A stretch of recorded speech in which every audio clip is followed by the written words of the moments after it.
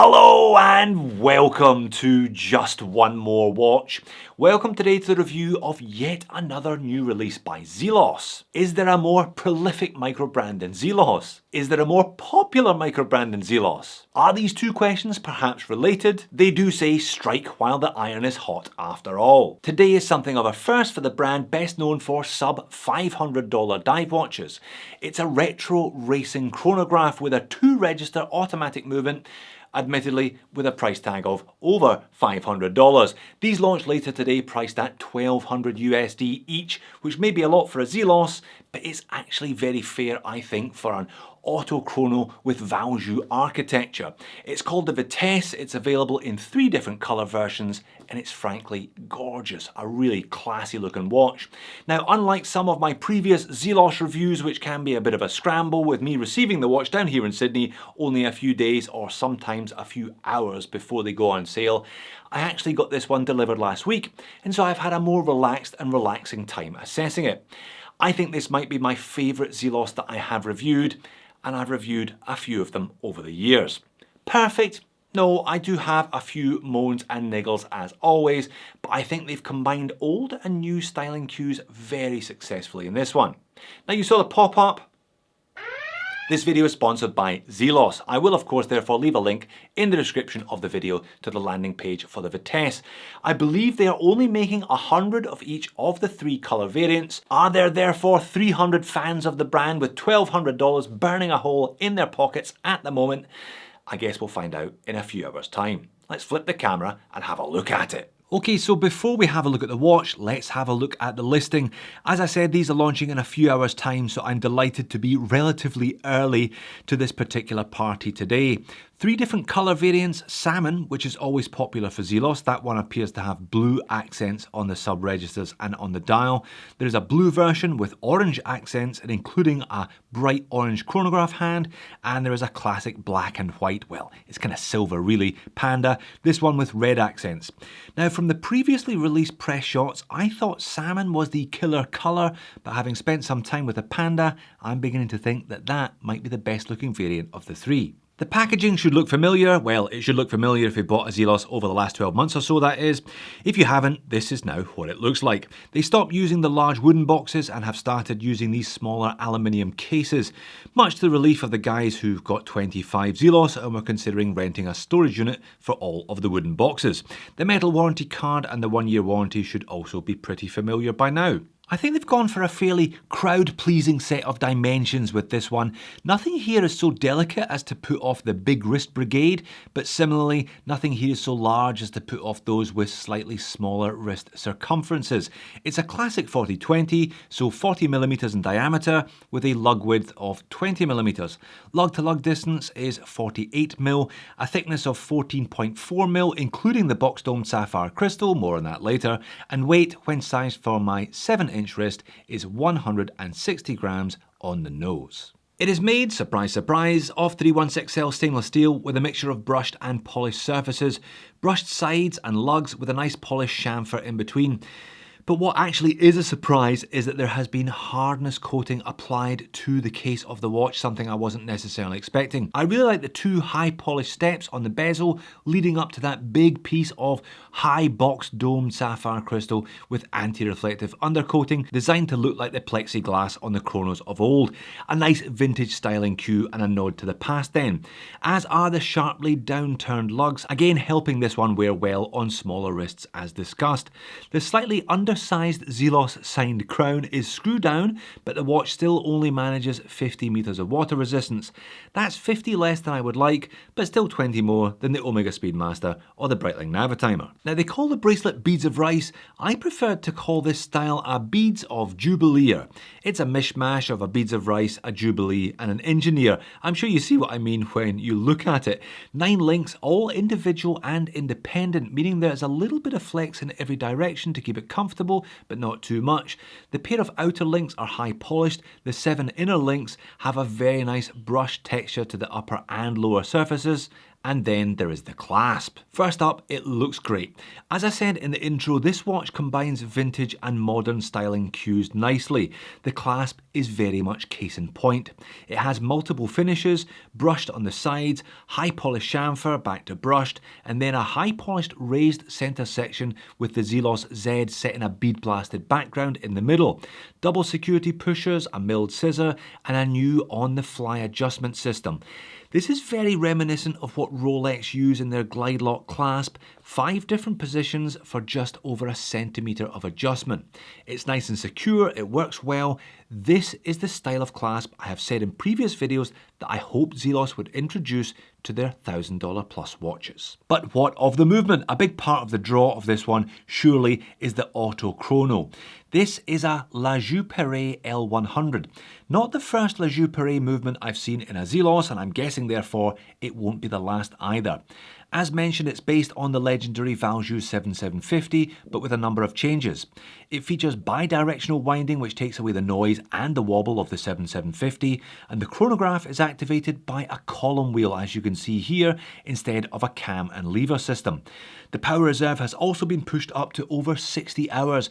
Zelos claims 68 hours, giving it at least half a day more than the 7750. Another nice touch by Zelos is the custom rotor designed to mimic the wire wheels on historic road and race cars. Now, I can't actually find any information on the stated tolerances of these, but as you can see here, the one in the back of this looks nice and healthy anyway. Dial and hands then.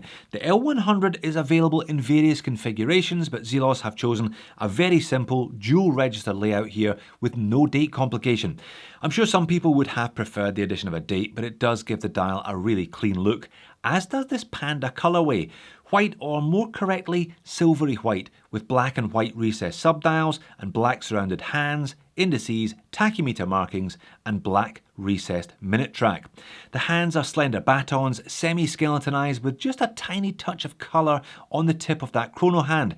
I like the use of red here, just that tip, the word tachymeter, and small applied circular dots on the hours set into that recessed minute track. It's just enough to give the colour scheme a lift, but not so much that it's jarring or overdone. Zelos logo is applied above the pinion and Vitesse model name in vintage italicized font beneath. And I've seen this organic feather pattern found on the main expanse of the dial before, I'm sure you have too.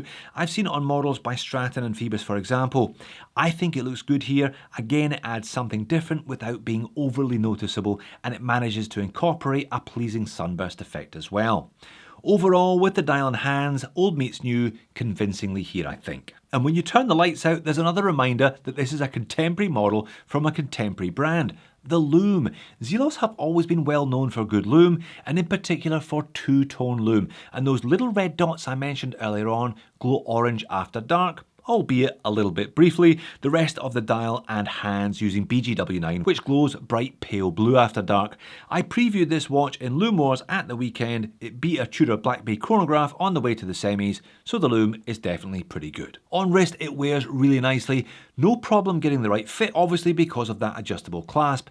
Now, 160 grams and 14 odd mil thickness definitely give it a chunky feel, but the decision to stick with 40-20 dimensions offsets the weight and thickness nicely.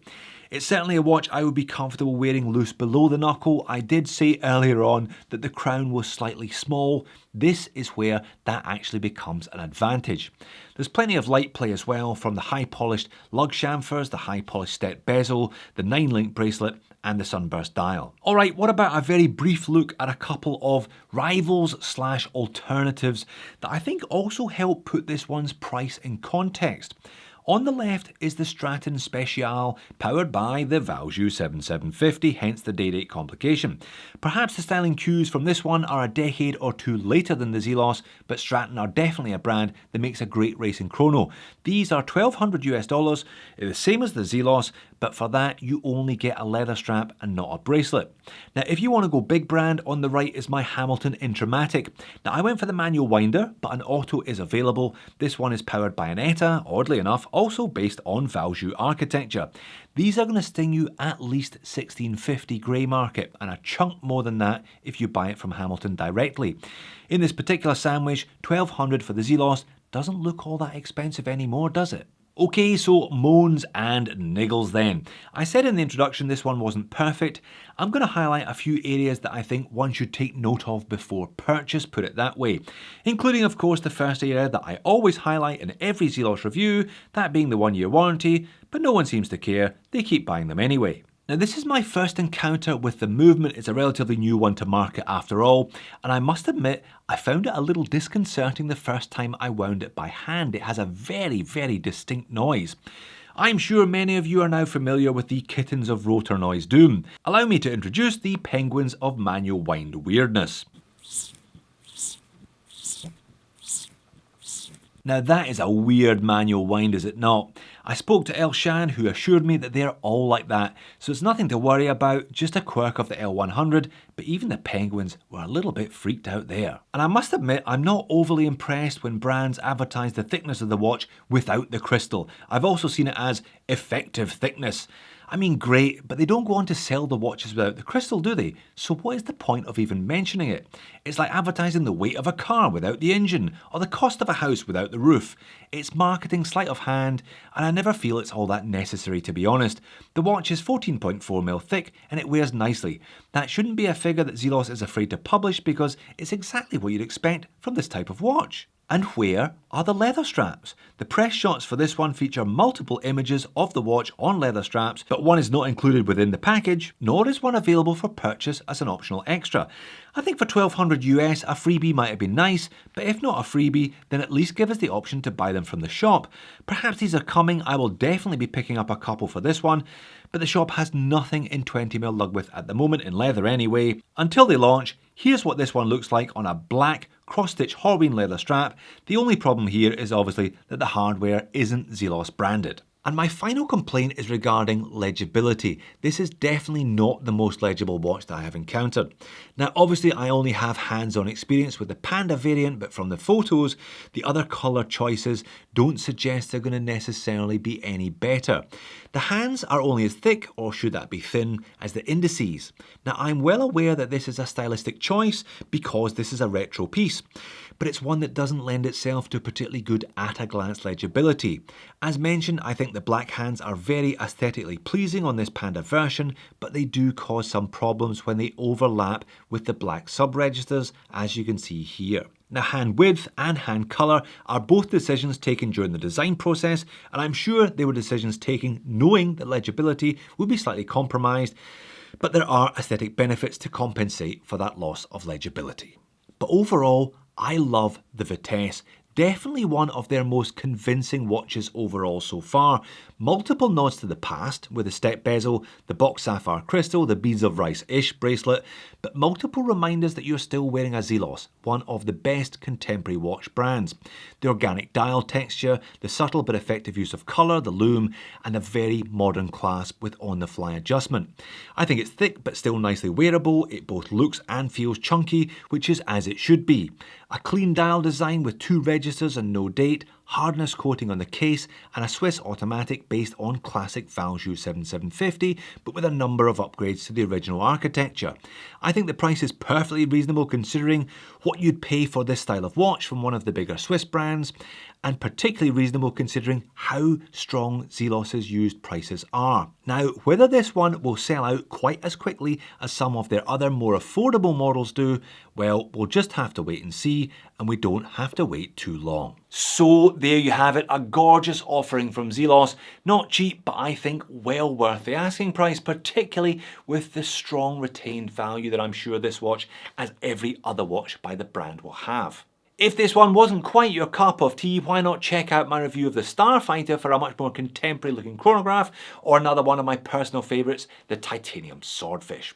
Thanks for watching, I will see you all again in a future video.